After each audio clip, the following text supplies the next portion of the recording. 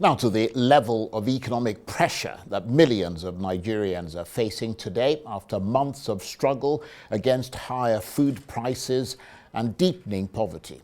In just over a year of the Tinubu administration, steadily rising inflation, the removal of the fuel subsidy and the floating of the currency, the naira, have changed a great deal in people's lives. And now daily, many have to deal with sheer survival. There was some mildly good news today, though, with the statistics agency, the NBS, releasing figures that appear to support President Tinubu's position that the economy will slowly get better following his reforms. The agency's figures show the economy grew by 3.19% year on year in the second quarter of 2024, higher than the 2.51% recorded in the same quarter in 2023, and quicker than the GDP growth rate of 2.98% in the first quarter of 2024. But what does all this mean in terms of the cost of living crisis? Is the government now starting to squeeze the hunger genie back into the bottle and to relieve the economic hardship that millions of Nigerians are daily facing? Or are these just numbers that won't make any difference in people's lives? Well, for more on this, I'm joined now from our studios in Lagos by the former chairman of the Nigerian Economic Summit Group, Kyari Bukar, who was also the MD and CEO of the Central Securities Depository of the Nigerian capital markets and is currently heading a clutch of other businesses, including the Africa operations of Inlax, the banking and e-payment firm, as well as investments and insurance corporations. Thank you very much indeed, Mr. Bukar, for joining us from Lagos. I know you've had a busy few days, so we really appreciate your taking the time to come in. First of all, what do you make of these latest figures from the National Bureau of Statistics showing that Nigeria's GDP grew by 3.19% year on year in the second quarter of this year? I mean, do those figures vindicate President Tinubu's position that Nigerians need to be patient and that the economy will surely bounce back? Or are we looking at growth without development? In other words, a marginal increase in GDP, but with most people not seeing actual improvements in living standards? Good evening, Charles. Thank you for having me. The number that we got this evening from the NBS is quite encouraging in the sense that it's for the first time we're seeing a GDP growth that is above 3%. Of course, there were quarter on quarter where the GDP tend to be around that neighborhood. Or even though the expectation was somewhere in the range of 2.5% to 3%. So a 3.19% is certainly a good outing for the growth of the economy. Now, the fundamental thing from a developmental economist perspective, or somebody who is a watcher of the scenes, economy-wise in the country, would still want to see how those translate into positive effect on the common person. Mind you, the economic reform that was announced right on the 29th of May and subsequently by Mr. President, we knew all along that it was more of a shoot before you aim, and it's more like a gut reaction. Yes, we know they are the right things to be done.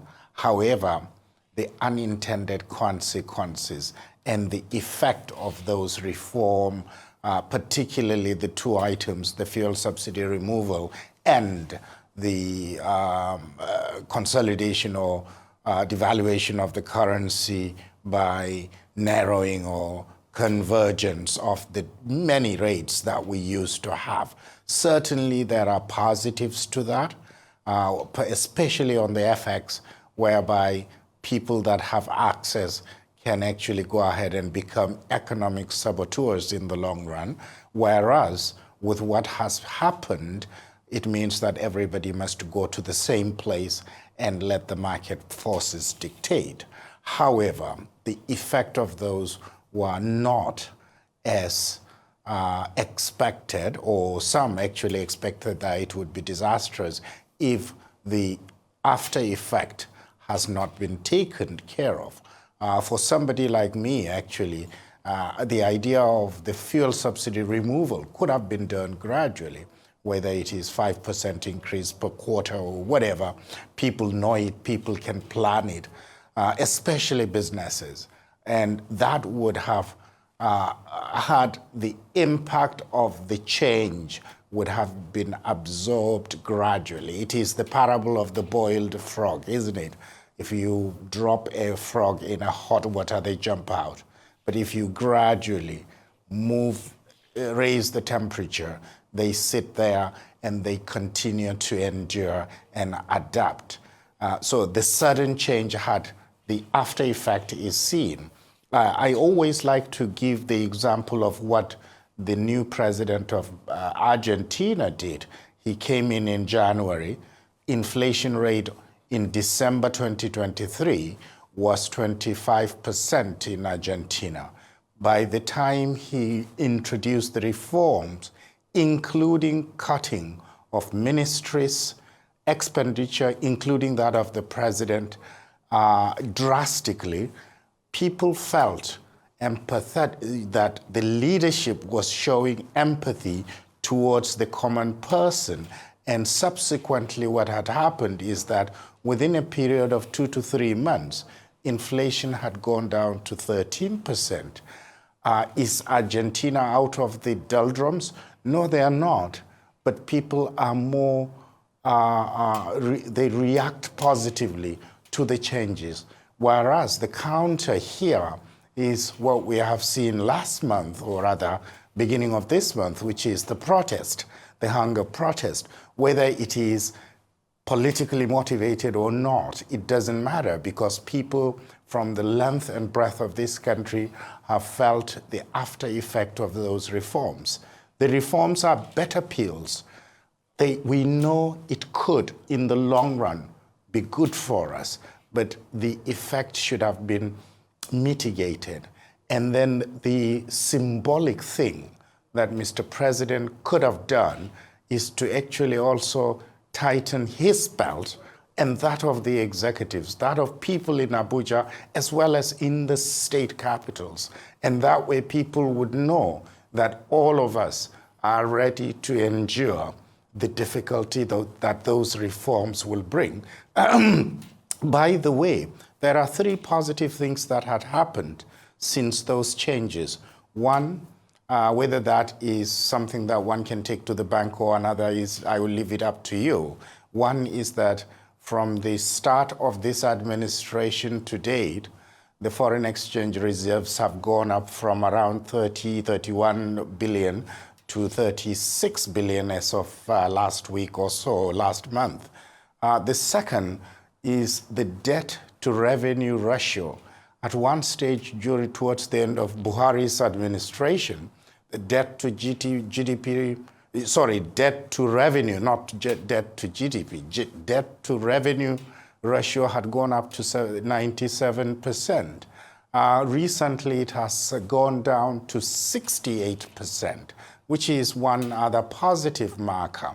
So in general, there are positive things that one can point to, and of course with this GDP growth that had happened, those are all positives. However, what you need to do is that there has to be a human face to those economic reform challenges that come with it. So the unintended consequences need to have dealt with in a manner that's better for all of us. Okay, well, thank you very much for that very comprehensive assessment at the opening. We will return to that issue of the effect of those reforms on the people. But just looking at those figures that you were also quoting, including the latest GDP figures, looking at the breakdown, which is obviously quite important, agriculture actually fell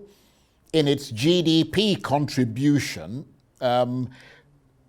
So they're actually doing less than what they were doing last year at 1.4%.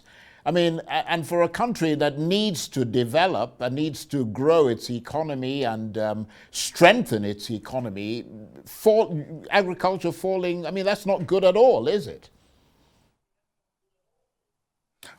Indeed, it is not. Agriculture is not only a huge part of the GDP. I believe it's somewhere in the neighborhood of 13 to 15% the last time I checked. But the other thing about agriculture is that it is the employer, the largest employer of labor. So if agriculture sneezes, the entire economy catches cold because people have, we are still not mechanized. Therefore, it gives something to people to do. And I think the effect of the lack of growth or the decline in agricultural output is as a result of several things. One being the security element, which actually doesn't allow farmers to go out and farm. But the other thing is the seasonality effect of agriculture. There are seasons when, during the rainy season, for example, this is not where the products come out.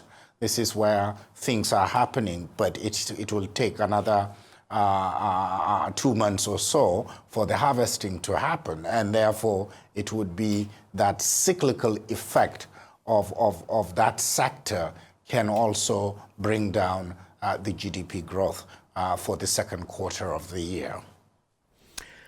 So really just also looking at those figures, manufacturing, which is an area that you know a lot about, I mean, manufacturing also fell by 28% from what it was last year. I mean, that's pretty depressing, isn't it?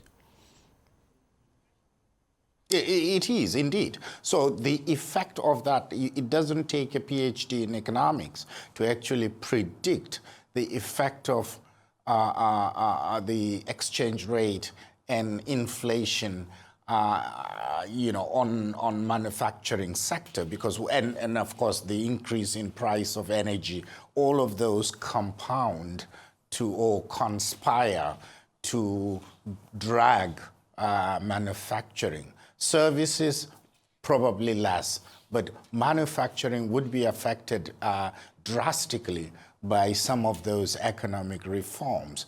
This is where certain palliatives that are targeted at production, such as manufacturing, would have helped.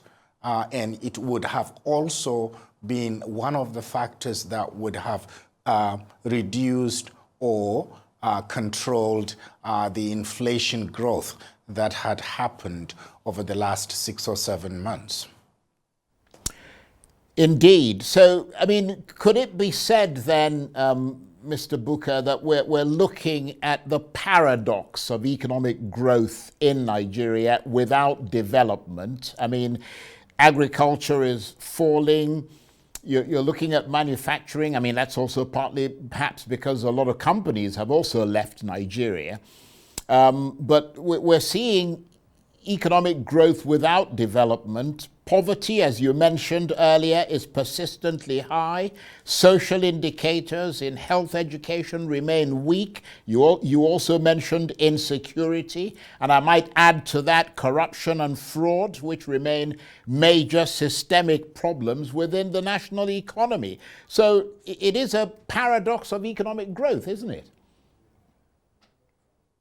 It's a paradox of economics and also the situation that we have found ourselves in.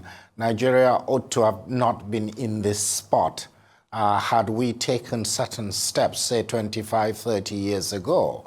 Unfortunately, it's a bit late now. And for us to come out of this, what I call structural reform, rather than just looking at it from the bandage effect or band-aid effect, of doing, the prescriptions of Bretton Woods institutions alone would not be sufficient. We have to actually come together and look at it from the structural perspective. I look at a few things. Two things are very important: education and healthcare. No matter what we do as a nation, we must invest in those. Now, those are not things that would give you immediate returns. And anything that doesn't give you immediate effect, human beings tend not to do, or they fall back to their past behaviors. For example, if somebody tells you that, Charles, if you continue to go to the gym, you would have 6 packs. Now, you go once, you wouldn't see any visible change in your body. You go twice, you don't. But if you continue to do it, because in your mind you know that the final outcome is going to be a buff body or whatever, then 6 months, a year down the road, or 2 years down the road, you'll see the change or the transformation. So is a nation. The other things are the ones that we have talked about, which is how do we develop this economy? And to say that we need to have light manufacturing so that we do not depend on importation of those goods. We will then focus on things. Equipment should be given the necessary boost, necessary capital, necessary incentives. So the incentives, or the subsidy, if you will, should go into production. And in the process, jobs would be created. Then long run, government will be collecting more taxes, et cetera, et cetera. So the only thing is that you don't start preaching these when the stomach is empty and people are hungry. So the first thing obviously has to be, let's address the issue of waste, corruption, and also put the empathy of our leaders into the equation so that the poor person on the street is not forgotten or is not looked over. Those are some of my prescriptions. Unfortunately, we can continue to talk about this ad infinitum and come up with so many different paths to how Nigeria can become a nirvana, if you will.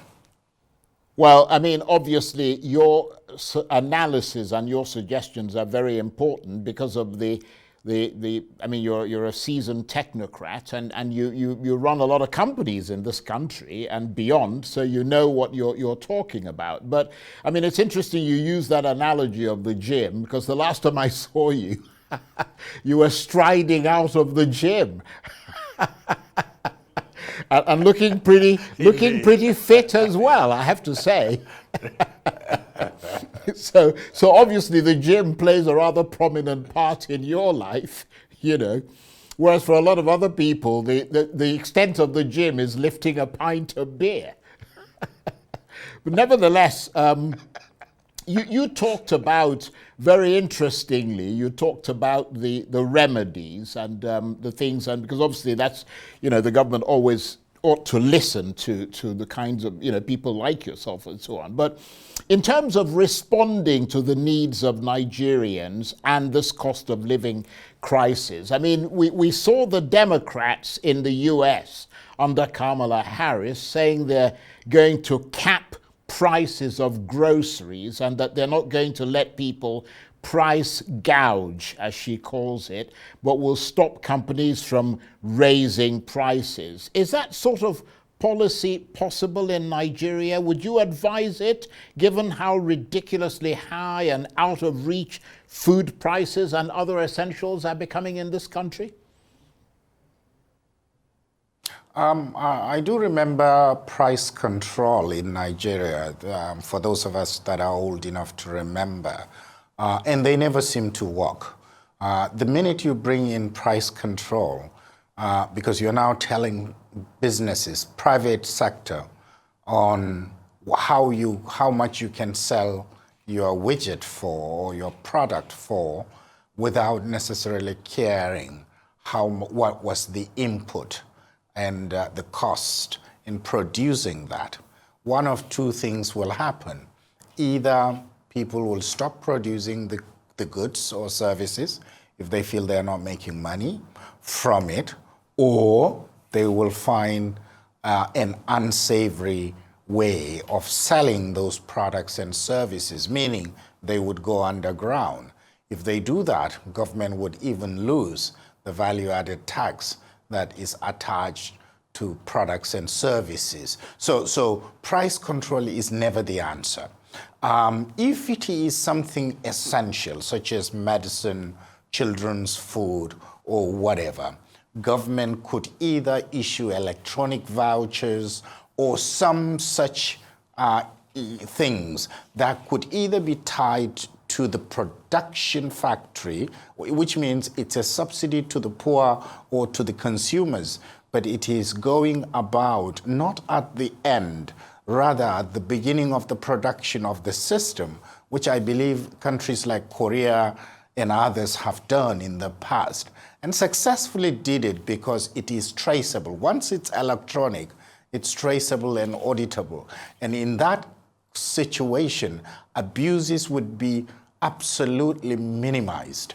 So if that is done, baby foods, medicines, and what have you, even education could be subsidized in those manner, because what I look at it as a productivity tool where the outcome of those kids with degrees in technology or whatever would come out 12 or 15 years down the road. So all of those are investments that the government or the governments could collectively come together and put it on the table.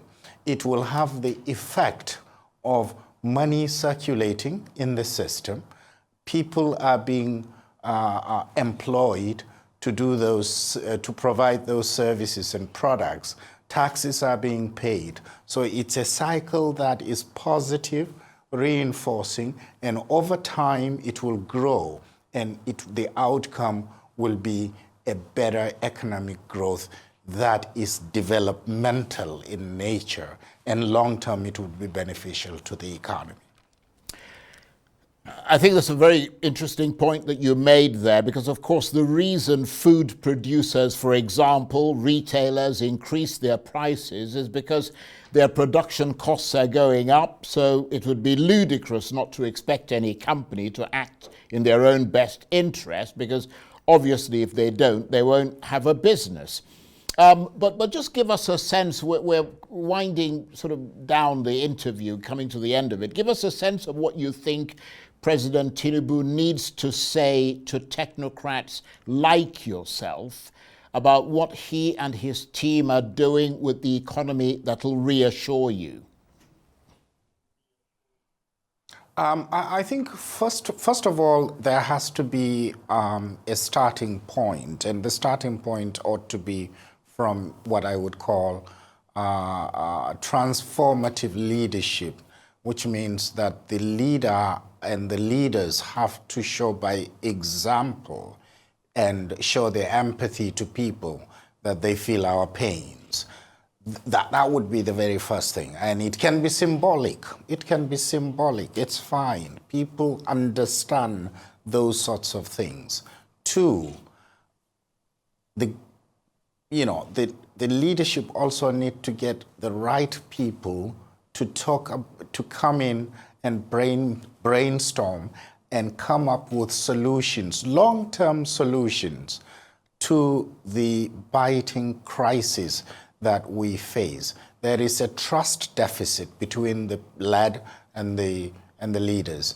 And people that I would call the intelligentsia or people that are experts can sit together around the table. By the way, the Nigerian Economic Summit, the 30th summit, is going to take place between the 14th and 16th of October this year in Abuja. I would encourage that all meaningful Nigerians either attend or virtually attend, so that they contribute to the conversation, which is Nigeria and its economic development. So by having various ideas, not just from the point of view of people that are in corporate Nigeria only. The academia ought to be there, the civil society, the NGOs and the like also have to be there. That way the conversation would be robust, the outcome and the recommendations would cut across, and we can then from those choices minimize to the few critical levers that would basically catapult this economy into a longer, sustainable trajectory of growth. And on that note, I want to thank you very much indeed. I really appreciate your coming in. Kyari Bukar was the former chairman of the Nigerian Economic Summit Group. He was also the MD and CEO of the Central Securities Depository of the Nigerian Capital Markets. He heads a clutch of other businesses, including the Africa operations of Inlax, the banking and e-payment firm, as well as investment and insurance corporations. And he was talking to me on the line there from our studios in Lagos. Thank you very much indeed.